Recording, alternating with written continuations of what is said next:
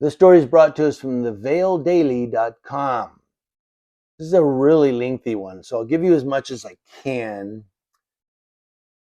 But before Vail police officer Adam Bloom was terminated for reportedly harassing a woman at a local bar, he was involved in another complaint at a different local bar, according to police records. Adam Bloom was charged with harassment following a March 25th incident that began at local Joe's Bar in Vail. Joe's Bar. What bar did you go to? Joe's Bar. What? Where he was accused of acting erratically, letting it be known that he was a Vail police officer and harassing and following home a female guest. He was terminated a few days later, long before the accusation would have a chance to be heard in court. Now, the swift termination was due in part to a last chance agreement Bloom had signed following a previous professional standards investigation that was initiated in August of 2022 as the result of a July 7th incident at the Vail Golf Club bar, in which Bloom was also accused of misconduct. So this guy's accused of misconduct in 2022. He signs a last chance agreement. Last chance, buddy. How many chances did he get leading up to the last chance? That's the real question.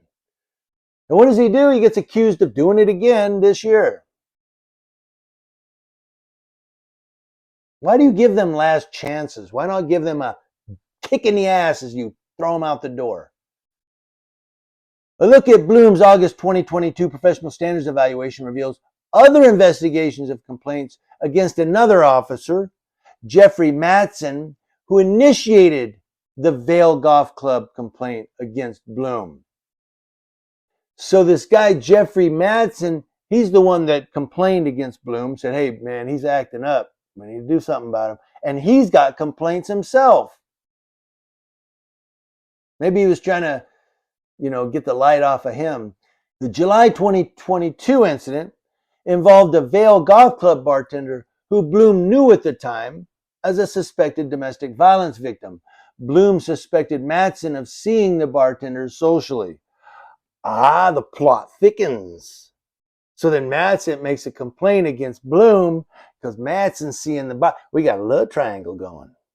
We got a little bit of, I'm going to get you. I'm going to go to the chief on your ass. You won't be seeing my girl no more.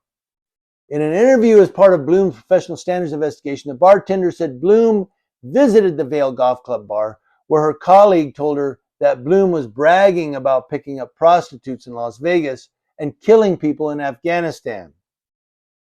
While at the Vail Golf Club, Bloom sent text messages to Matson saying, your girl is spilling the beans about you, bro.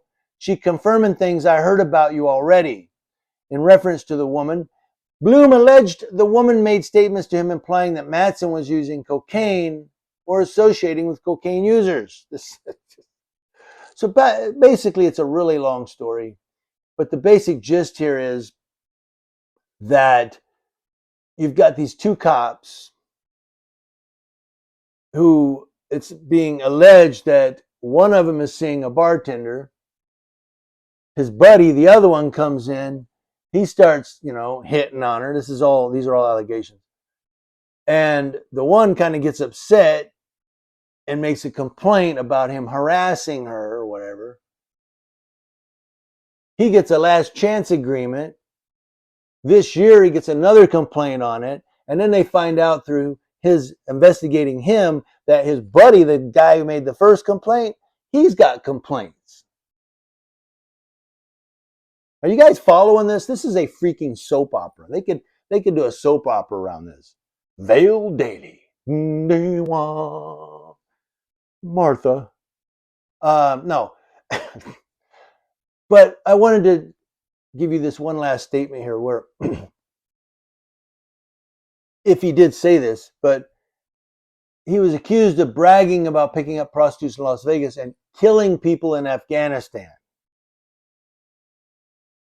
Now, I was in the U.S. Army.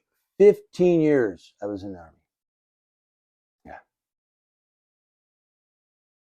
And I took a payout. They gave me this thing where you could take $20,000. Was it 25? I think it was $25,000 in Boot Scoot. And I took it because at the time I lost all interest in serving based on my father had died. My mother was having kidney issues really bad. My sister and them were having problems. And I was just like, you know what? I got to get home to the family. I can't be doing this anymore. I just lost it emotionally. But anyway, I digress. That's a whole other story. What I wanted to point out was if he is bragging about killing people in Afghanistan, let me tell you something. When you meet people who say, I was a special forces. Yeah, I killed people in Afghanistan, and I ran through the hills of Iraq with a pack on my back. You know, over 90% of the time, they're full of crap. They're full of crap. I'll tell you why. Because guys in the Army that I served with who were and I was at Fort Bragg and Fort Lewis, Washington. I was stationed at both. So I knew a lot of Army Rangers and Special Forces guys. They call them Green Berets. We call them Special Forces. I knew a lot of those guys. And they didn't brag about anything. In fact, when they were in civilian clothes, you almost didn't even know they were Special Forces because they never talked about it. You knew because you would see them on post in uniform. And, I seen these guys at the local bar or whatever. I would see them on post in uniform. Like one guy knew he had a Green Beret. And I was like, what's up, man? He go, hey, man, what's up? We knew each other from the bar. But the point is, if you ever hear people go, yeah, I was an Army Ranger and I did this and that, you can just go, yeah. What Ranger unit were you in? Come on. What group were you in with the Special Forces? What group? The 5th Special Forces Group. Where were you stationed? Because they don't brag about it. Your normal Army soldiers, they don't brag about killing people in Afghanistan. It's something they don't even want to talk about. It's something that they just... So if this guy is doing that, I doubt he was even in the military. Or if he was, maybe he was like a supply specialist or something at Fort Sill, Oklahoma.